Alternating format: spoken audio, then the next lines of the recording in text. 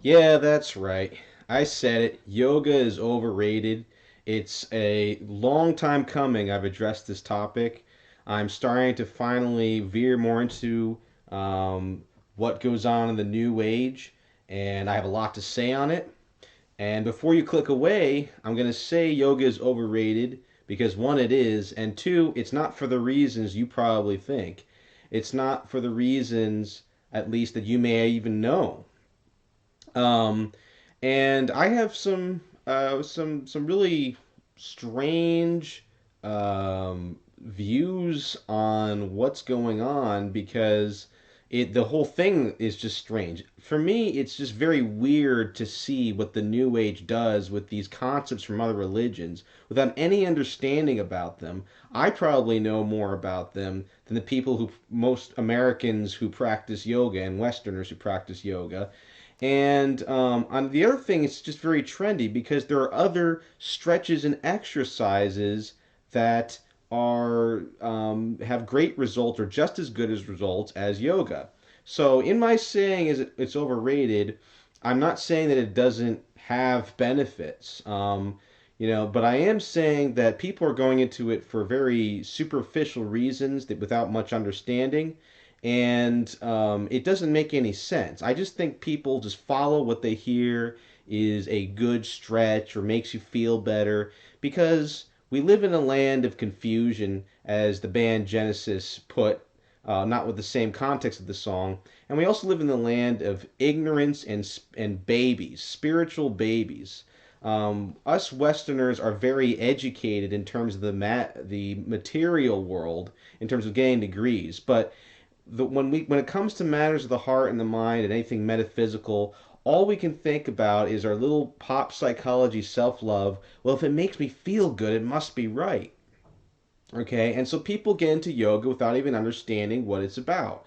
Um, now, the first thing let's tackle is the health benefits and all that. And I have in the description a cross variable study on yoga and its health benefits. And according to these small studies, there are mental and seemingly physical, neurological health benefits because the meditation helps people with blood pressure and different cardiovascular things, and then decreases stress and helps focus. And I'm not going to argue with that.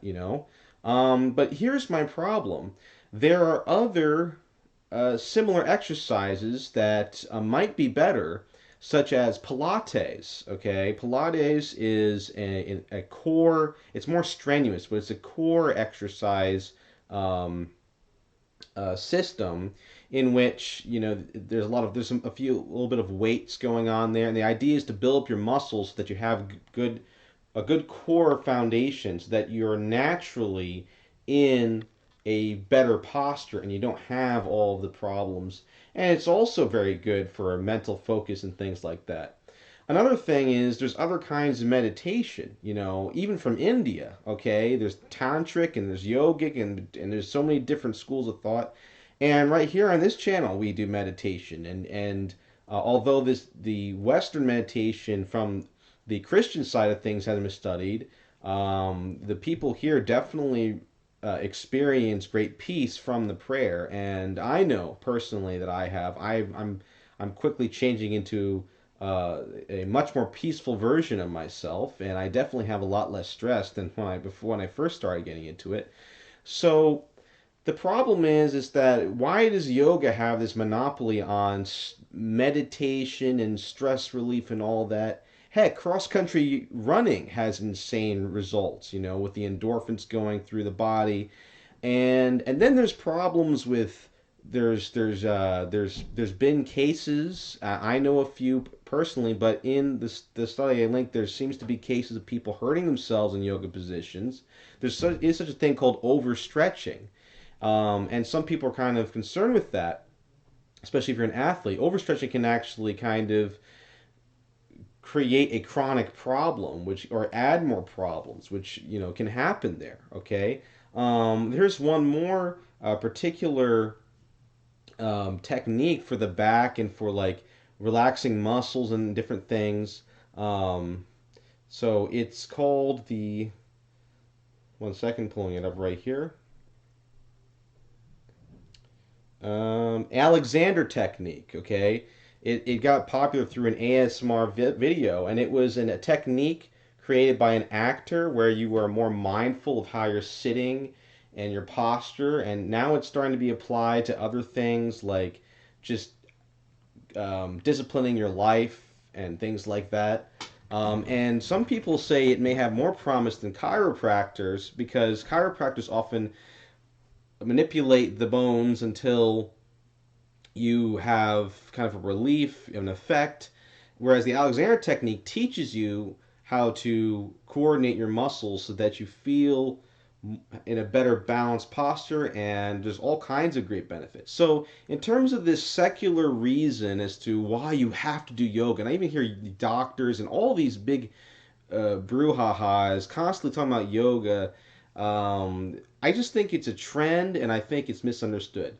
Now, on the other hand, there's the spiritual side of yoga, which is, of course, connected to the Eastern Indian religions. Okay, and this is where the closest thing we've had come into contact with this is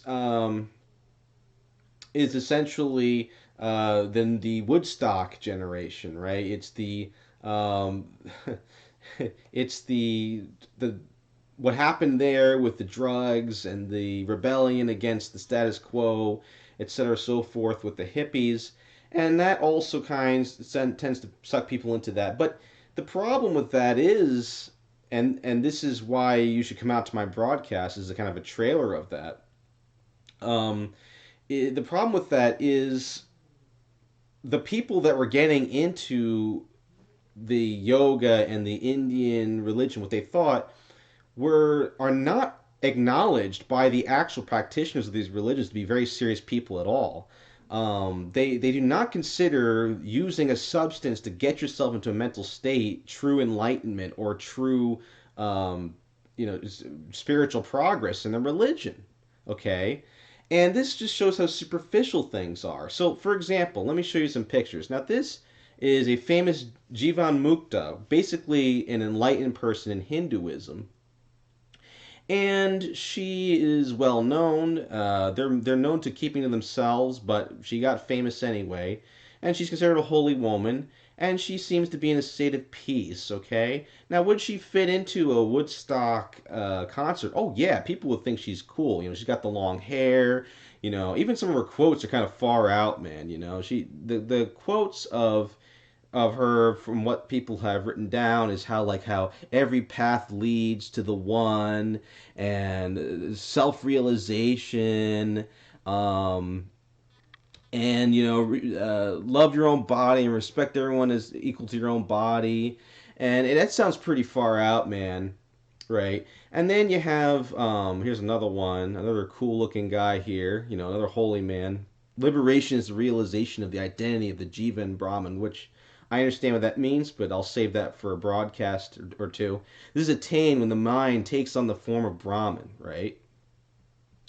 And there's one little problem, you may think, well, they look like hippies if they just changed the clothes a bit, wore the beads a different way, different clothes. They still look far out, but that's a very superficial way of looking at it because the Hindus, in order to reach enlightenment, you can't use drugs because the whole point is that you found your natural state of self, which is not reliant on the temporal world, which would be the chemicals, right? The drugs. If you're ingesting drugs, you have a problem there to be enlightened because you need the drugs to get to that mental state.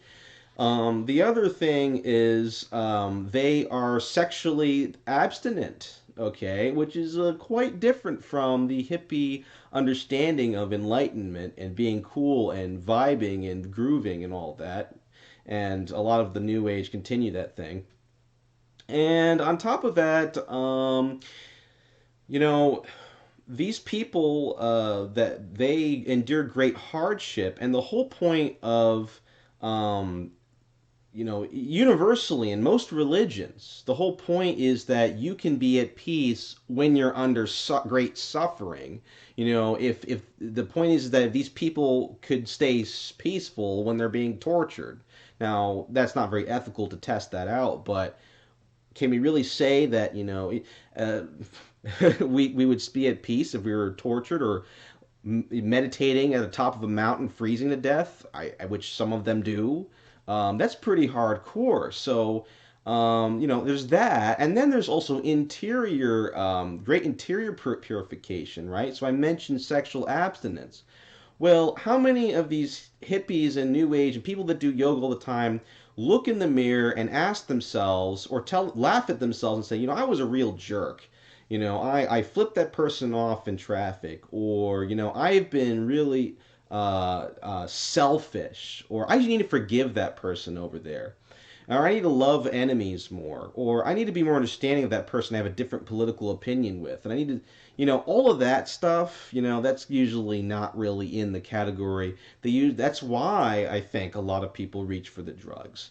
Okay, and so this is a little window into this series I'm making called Western Spiritual Idiocy. All right. Oh, you'll see in the description the playlist, and I'll copy in the description here in this video how we came to the superficial, if it seems that way, it is, which should be the opposite, especially in spirituality. The spirituality is always about not everything that glitters is gold. Okay. Um, so what about this cool guy here? Well, this guy was a known cult leader called the Prophet Mani, and he isn't recognized as a Jivan Mukta because he had a different religion. And a lot of problems came from him, and he was kind of a disturbed person. But he looks pretty enlightened and far out here, right? And then you have Mother Teresa, who is a very holy woman, and she looks like she's loving people. And maybe if we dressed her up in what this guy over here, his clothing, or maybe we dressed up in her clothing, maybe she would seem like a Jivan Mukta if we had a photo op with her sitting with the right hand signs. Or but she's not Hindu. She's Catholic. She really now many. She's so holy that many Hindus and Buddhists consider her a Bodhisattva or Jiva Mukta, but they still are coming at it from their own perspective of holiness, which is opposite to our Catholic perspective of holiness. Okay, so this whole appearance thing, what about people that aren't enlightened? What about, like, can we see the dignity in everyone? Right now, this is Blessed Carlo Acutis, and he might be canonized. He's on his way. He was a very prayerful guy, but this is a teenage lad who, he's just hiking and backpacking. No one knew who he was. He kept to himself. He was very honest about his faith, but he meditated all the time. He went to adoration all the time, but he could literally blend into any crowd, right? How do you know? All of this is appearances.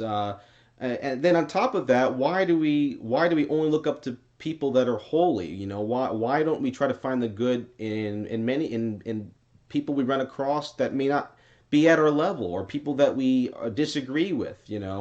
Um, this is all a window into the kind of true spirituality. Even if you were interested in yoga and in Indian religion and mysticism, this is the kind of stuff you'd actually have to ask yourself, and dive deep into, if you're serious about becoming holy.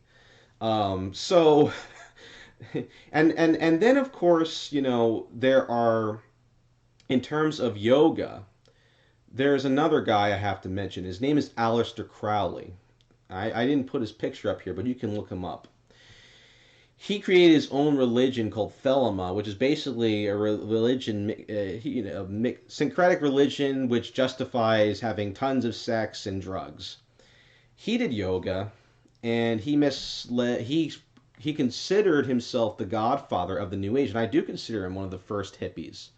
Um, and he ended up dying from a heroin overdose, and he was a very disturbed man. But he used drugs and hypnosis and magic to kind of show that he was a mystical person. People were drawn into his strange ideas and writings. You know, if you're going by appearances, what's to stop someone who's a good actor or a charlatan who looks like one of these people and just has, bought the right clothes and wear the makeup and uh, put the tikata on, right? The what the Hindus put on their head. Hey, maybe I could be a cult leader, I have, at the church I went to, this is Ash Wednesday, and they used a swab and they put a really cool cross on my forehead, just because I have a cross on my forehead, maybe I could create my own like version of Christianity, like what happened in Waco, Texas, the cult that happened there, right? So this is our problem, as you can see, and I've gone on for a pretty long time. But please come out to my broadcast and let's see beyond what people are telling us is spiritual and what people are telling us is healthy. Let's use our common sense. Let's have some humility and ask ourselves tough questions. Um, and it's always worth it. It's always worth to ask yourself tough questions and to step outside the box and challenge yourself instead of finding ways to be comfortable in your own same pattern of thought. That's it for now, and God bless.